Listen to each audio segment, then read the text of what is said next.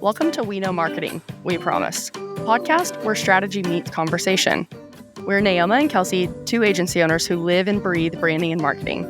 We're here to share real stories, smart strategies, and fresh ideas to help you build a brand that actually works. So grab a seat and your favorite drink and let's dive in. Welcome back. Welcome back. We are talking about why your marketing sucks, and it's probably because you're having an identity crisis.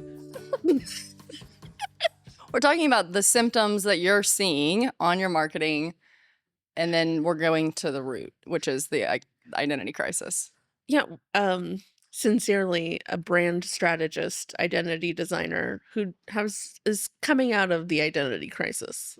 It's hard to know that you're in one, though. No, it's actually very easy if you're a brand strategist. You know what the problem is. The problem is when you are not a brand strategist, you don't know what the problem is. So that's why I was saying I'm lucky and I'm cursed. I know what the problem is. I'm cursed. I can't do it to myself. Yeah, because you see the problem, but you can't fix it. Yeah.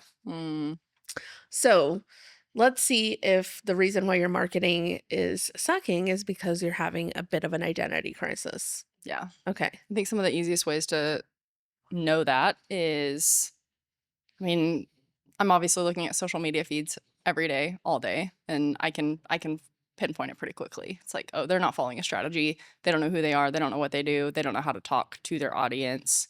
Or I don't even know how many audiences we're talking to.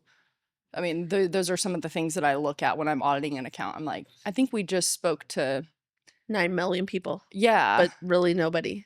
Yeah, and actually 9 million people aren't going to buy your product, but it's actually like 20,000, a really small niche market that needs what you're selling, but you're trying to talk to everyone, and your followers also reflect that. As somebody who's not in social media, but I can definitely tell that you're having an identity crisis from your feed, is if all your posts are just Happy Labor Day, Happy Flag Day, Happy Mother's Day. I'm like, okay, they don't know what they're doing. It's like they pull the holiday calendar for the year and plug it into Canva, ChatGPT that. Yep, that's pretty much what they did. Post and see how it does. Yeah, I wonder how that's working for them. I bet it's stellar. 5 stars, they're booked. 5 stars. Yeah, that's another thing. Like, you're not getting discovery calls booked. You're not getting contact forms. You're not getting revenue in the door. Yeah. That's a huge sign. That is you are not posting based on your brand strategy with a social media strategy, you are not going to get revenue. So that's one. I think another one, and this is my favorite one to ask clients, is if you ask everybody on your team what you do, does it all sound about the same, or is everybody saying something different? If they're saying something different, then there's an identity crisis. Yeah. Yeah, because that means you're probably projecting multiple things. It's like basically your team's trying to follow a multiple personality brand, and then you're not effective to anyone. Yeah, you're looking a little bipolar. Yeah. I would say that that's very accurate. And then the what's another one that you see in social? I think when I'm auditing someone's account before we're getting on a discovery call, because usually they fill out a type form, I can see kind of what their problem is. I go to their website, go to their socials. Sometimes I don't even have a website. That makes it kind of hard to feel like it's a credible business. So the brand strategy does bring it up to higher credibility in my mind, because you would obviously be suggesting a piece of that marketing. Like, you're obviously telling. Yeah, we always recommend a website. Yeah, even if it's just a one-page, just a landing one-page. Yeah, and if it's not cohesive with your social media, that's a pretty big indicator to me that you have a identity crisis. Like, the social media looks completely different than the website, and there's probably 2 different people managing those things, and they're not aligned. And it's very clear then that like the internal team is confused. Therefore, they're siloed. Probably. Like, you have your website team and your marketing team and your design team all separate, and nobody's talking to each other. So if you're a larger business, you may have departments, and those departments may be so siloed when they really should be working in sync. Yeah. Yeah. Because I think everyone wants to cut meetings, but it's like, we actually need to integrate these departments really well and do that in a way that's effective for everyone's time, efficient. But yeah, I think that that's a very common thing that I see is like And the marketing person sometimes is off in their own lane completely away Yeah. from everything, but really they need to be integrated into every department in the entire business. Yeah. Um, so Yeah. I think that's a big indicator for me is like website, the messaging, the visuals, the overall audience, like who are we trying to speak to? If those are not aligning with the social media, I'm like, something's going on here. Yeah. I think another great one to think through is one is if everybody's saying different things, right? Like that Yeah. we do different things. But then also like even when you are booking calls, people are asking you if you do things that you don't normally do. Yeah. So that would be a big issue because they're stumbling upon and the problem with that is that you may be starting a story, but you're leaving it vague enough that the client is finishing that loop. And so they're starting to assume the things that you can do or assume the things you cannot do. So the more firm you are and saying this is what we do, this is what we don't do, the easier it'll be for you to have that identity secured. Yeah. And the more you're saying that to your internal team, you're also going to be saying that more in your external marketing as well, because hopefully they're the ones putting together the marketing materials, social media posts, things like that. Hmm. And what I've noticed is when you have a strategy and you're operating out of a strategy, people are getting on calls with you and they realize they're not operating out of a strategy and they're like, oh, well, once we get that fixed, then it's like their world opens up and it's like, Mm. then I can update the website and then I can do this. And they're like, can you do that for us? Can you, you know, it's like, no, no, no. This can help that, but like we do social. Like we only are going to be able to do your social Yeah, media. this is something that I really like to talk about a lot, which is the having the guts to stay in your lane Yeah. because it's really easy to say, "Well, I only do this." Like after you've gone through, the business hoops of running a business, you start to really niche down or get very clear about what you do. The hard part is that once you do that and you say, "I only do this, I only work with these kinds of people," but then opportunities come up or money gets put on the table and you start to be like, well, maybe we could do that one. Well, maybe we," and that's when the identity starts to break a little bit because that's when you're bringing in unknown, you're bringing vague, you're bringing unknown processes into the mix. So it's not helping, but I don't wanna say don't do it because this could also be a cue that you're leveling up and you need to fine tune your strategy. Yes. And that's the other thing I was going to say is like the strategy has to be dynamic because you're going to grow and the things that work in business for one time don't work at a certain level. Like Yep. I'm seeing that with processes, team, structure, I mean, organizational charts, and then it all goes into the brand. Like you're going to have to tweak it. You're going to have to be willing to change certain things and be able to sense when that's happening, like discern that, Yeah. like, oh, I'm kind of having this identity crisis again. Look at where we're at. Cause it's not just a one and done thing. No. It's not. It isn't. I think for me, it happens about every 3 years. Okay. That's been my repeating cycle. So the last time I really went through an identity crisis of this level was about 3 years ago. And it was when we were shifting away from, hey, we're a design firm and we can kind of do a little bit of everything to saying, hey, you know what? We really know this strategy stuff pretty well. This is the thing that we're going to go do. And Yeah. now I'm reaching a new level where it's like, oh, you know this like way more in depth than other people. We need to like go deeper into it. Yeah.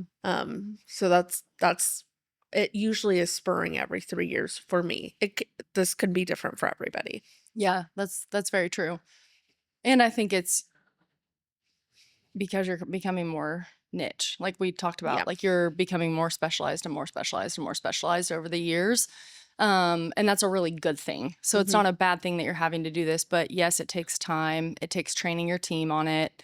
It takes reevaluating documents and going through and changing things. But I mean, my brand has changed a lot since I even finalized it 2.5 years ago. Yeah. When we talked about that with like my tagline and my messaging, like actually this is very surface level compared to what I'm You're actually really doing. doing. Yeah. Yes, yes, But see, that was 2 years ago. exactly. So, So, there is some sort of a because you're only getting better every year, so that's normal. But I would say like that 3-year marker, or if you're starting to feel restless, if you are starting to think like I don't know what to post, if your website feels embarrassing, if you're starting to get into phone calls or client calls and they're starting to ask you for things that you've never been asked for before, that you may be intrigued in doing, that's an indicator. If none of your team can really explain succinctly what you do, Mhm. or who you help, that's another like signal saying, hey, we have an identity crisis internally. And when I say identity crisis, I'm not saying your logo sucks. I'm saying internally, we don't know where the ship is going. And so Mm. we're all kind of rowing in different directions. And it takes you, the CEO, the leader, the visionary, to say, this is where we're going. This is who we're hitting. And I need everybody to get on board. And we're all rowing in this direction. Yeah. Nobody's doing their own thing right now. Yeah. So what did that look like for you the last couple of weeks?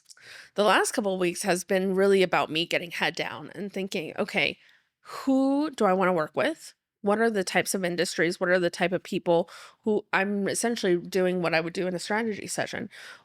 What am I really good at? What am I not so good at? What do I want to improve that I'm not good at? Or what do I want to just drop and say, we don't do that anymore? Like, that's a waste of my time. Websites are a waste of my time. I'm not great at them. And I hate doing them, and it's never fun. Um, but going through all of your services, going through your client roster, going through um, the strengths of your team, going through all of that starts to tell you a story of like, this is what you're good at, this is where you should go, this is the niche you should fall into, these are some services you can start to develop. And then from there, once you have some of that outlined, your marketing gets a lot easier to understand, right? So then you're like, okay, I know who I need to be talking to. And I'm not just talking about social, right? Yeah. What conferences do I need to be speaking at? What type Yes. of workshop should I be doing? What newsletters should I be featured on? Those bigger things you can start thinking about and being a little bit more strategic with and partnering strategically, but also your social just gets a lot easier because you know who you're talking to and what their pain point is and how you are the solution. Yeah. Yeah, I mean, and as you're even talking about that, I was thinking of the brand and then also your personal brand and the importance of those being able to mesh together. And if Yeah. you have no concept of those things that you just mentioned, your personal brand looks like a jumbled mess also. Yes. And you're But that's starting to like talk the about, expertise that's backing the company because you yes. are the name behind the company Yes. and what networking events you're going to, the conferences, everything like that. Like that is a part of your personal It brand. is. Yeah. And so if you're not going to those and they're not aligning with the right things, then you're not going to be getting in front of the people you want to work with. And you're either going to be working with people you don't want to work with anymore. You're going to burn out because that sucks. Like doing work you don't want to be doing sucks. Yeah. It just does. Or just spinning your wheels in You feel places like that you're you do not need to be in. literally spinning your wheels. And I Yeah. talked to someone this week who's in the exact situation. And I was so thankful to like look through my client roster as I was like prepping for my consulting session with her. And I was like, there's 2 clients right now that we're in the phase of like realigning with to like really Hmm. set some structure into place. And, you know, we've added 3 new team members in the last 23 days. Like Which we're not is even a freaking crazy. month into this and they're doing so well, but there's a lot of learning curves Of and course. so much time I'm spending in meetings with them explaining what strategy is, how I view it, blah, blah, blah, blah, blah. Because one of them came to me this week and they were like, I don't understand why we wouldn't want a client to go viral. Like, explain that to me. And so I was like, thank you. Like, I want to talk about these things. That's Yeah. a complete side note. But I was meeting with this woman and her entire client roster, like, she's like, I want to quit. I want to fire literally all of them. I don't need this money. I don't need to do this business. Like, she was completely burned out. And I was Done. like, okay, is there anything you like about these 4 clients? Like, let's look at them. What do they do? Hmm. What are the deliverables? Show me the contract. Like, let's look through everything. Yeah. And there's one client that she really likes. And I was like, what do you like about it? So she was offering social and she Mm. hates doing social. I was like, let's cut, you don't need to be doing social anymore. Like you are a communication strategist. She's Yeah. really, really good with communications. And she wants to be the person that is overseeing the internal and external communications for a company. Yeah. And she's really good at that. I was able to look at her blueprints and I was like, this is great. why are you not just doing this? Why did you step into this lane of now you're like creating videos for this Because client? people Of course ask. you're miserable. And then really talking her through like, what does that conversation look like to realign with a client? And are you okay with losing them Mhm. because you then stepped into a lane that you shouldn't have stepped into? And how do Yeah. you take ownership for that in those conversations? Yeah. And thank God I'm like, our client roster, I'm like, we only have 2 of 16 that are needing more alignment, but they're getting there. Like I'm Mm. already like seeing how that's working. Yeah. But you're dealing with people and that's just always going to be hard. Like Yeah. your team is a group of People people. You are a person. You are dealing with clients who are people. If you are in a service-based industry like we're talking about. Mhm. And so I think we want it so badly to be black and white, but there is so much There's gray. no black and white in There our isn't. business. If you're in a B2B, there's no gray. I mean, there's no black and white, it's all gray. Yeah, it is. And allowing that to like propel you forward and not like make you like hide back is See one of the harder things. yeah, see, for me, it's liberating. It's like, "Oh, okay. It's normal that" because there's no blueprint to say this is how you run a successful company with the Yeah, skills and traits that you have.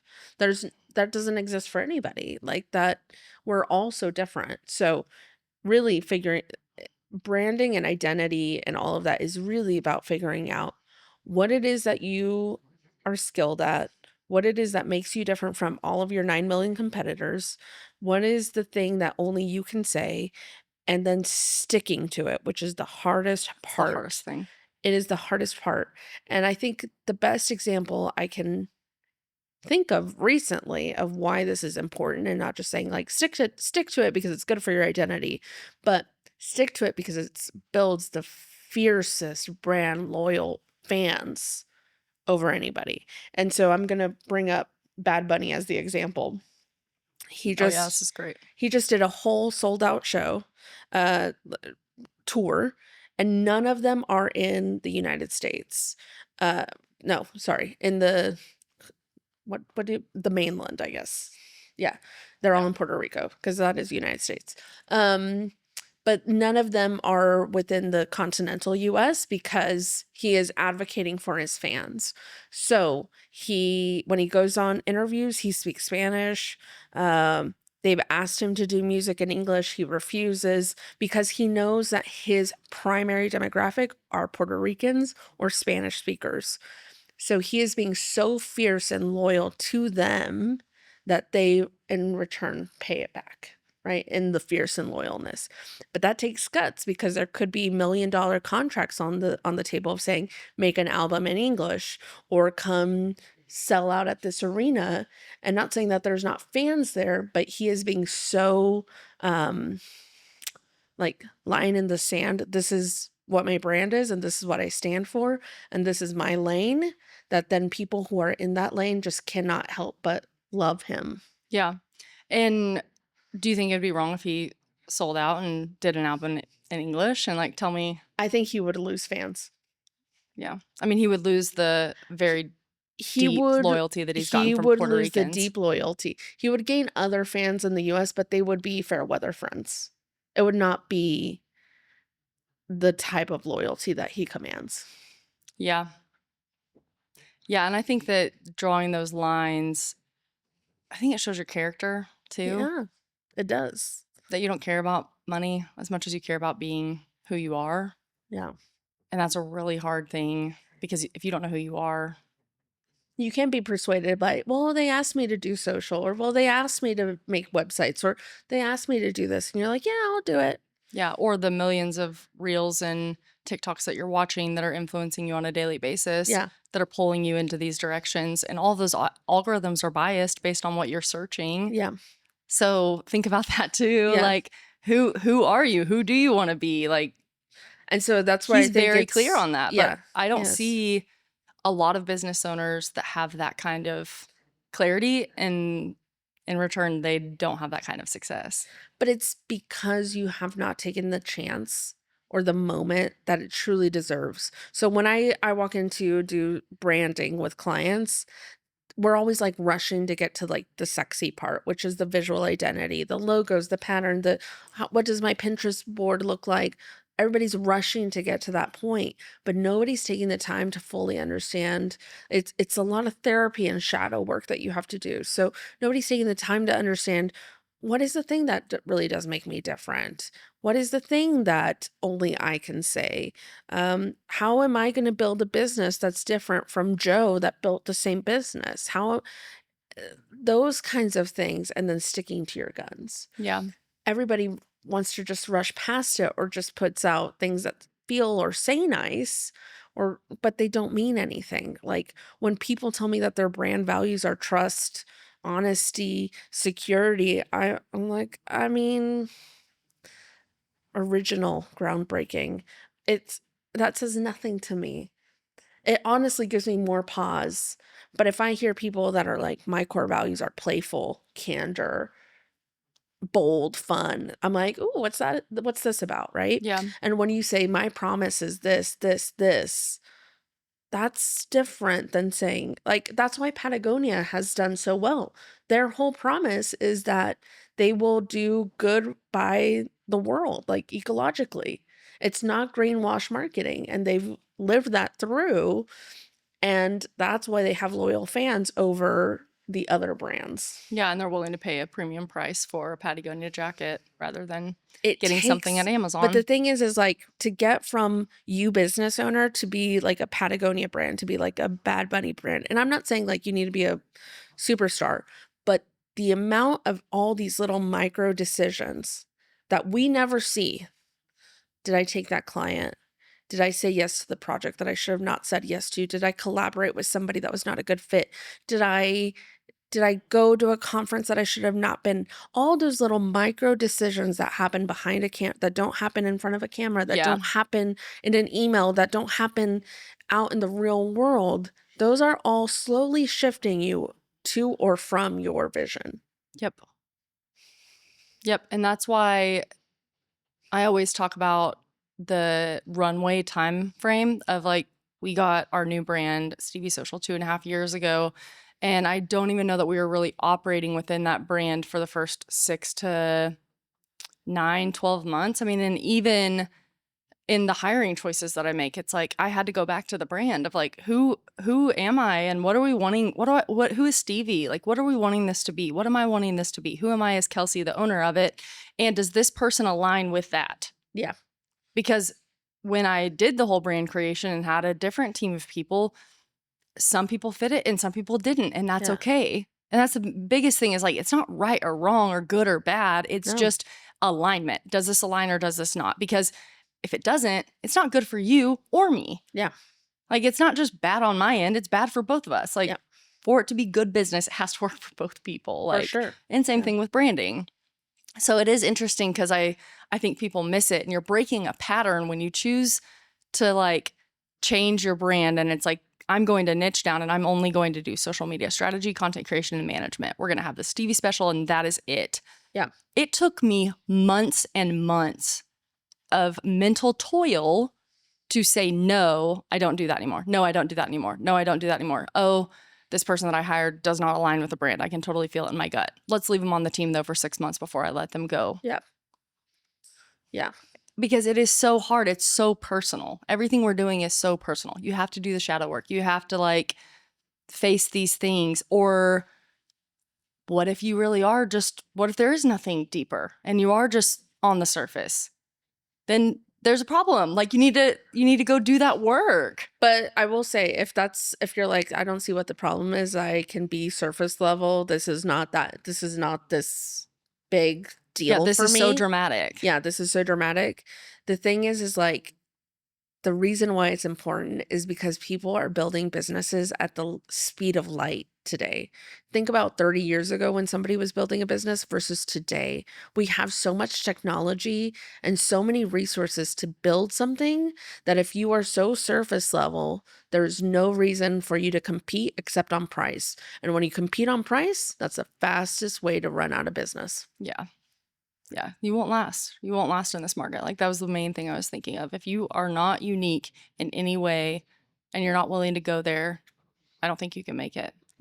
No, you won't make it. You will have to pivot or sell the business, or you'll go out of business Yeah, or you'll burn out mentally, or burn out mentally. or you're like, I can't do this anymore. Your choice. Yeah, no, it is hard for sure. Yeah. Well, I feel like we gave them Yeah. all the ways to find out if they're having an identity crisis, and then some things to work through. Yeah. And It's I've definitely got my wheels turning in my head. I've recently just am coming out of one. So Yeah, I think a moment for me this week I was really proud of. I had a discovery call with a client that very much aligned from a referral, which most of the time it's like, oh, well, this client was aligned and then they referred this person in. So I'm like, okay, this is probably going to be a pretty good fit. And sure enough, it was. And I brought our creative lead in on the discovery call because I was like, I don't know why. I just felt like I needed her to be in there and had this gut feeling. And I pulled her in on a whim too. So I felt bad for her. I was like, I'm sorry. I didn't mean to do this, like to throw you off. But she did so well communicating what we do and like her portion of the process and tied it into like my portion of it because I do the strategy piece and then she takes it and creatively develops it and executes it.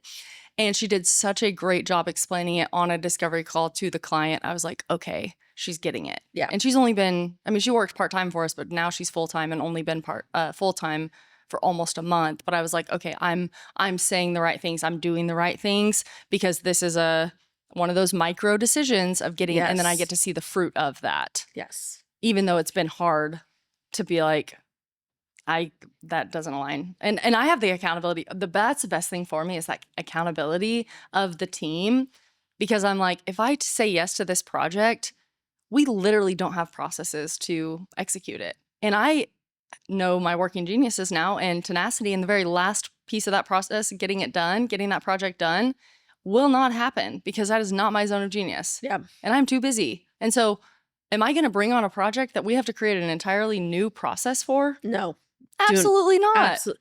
But they should fire me if I do that you more. would have. I know. Last year you would have. I know. Yeah. So that is growth. Yes. Cheers to growth. And if you have an identity crisis, call me. Yeah, me too. Bye. We'll give you a hug. And that's a wrap on this episode of We Know Marketing, We Promise. If you found this helpful, hit subscribe, leave a review, and share it with your business bestie. Want more? Follow us for updates, behind the scenes, and plenty of marketing gems.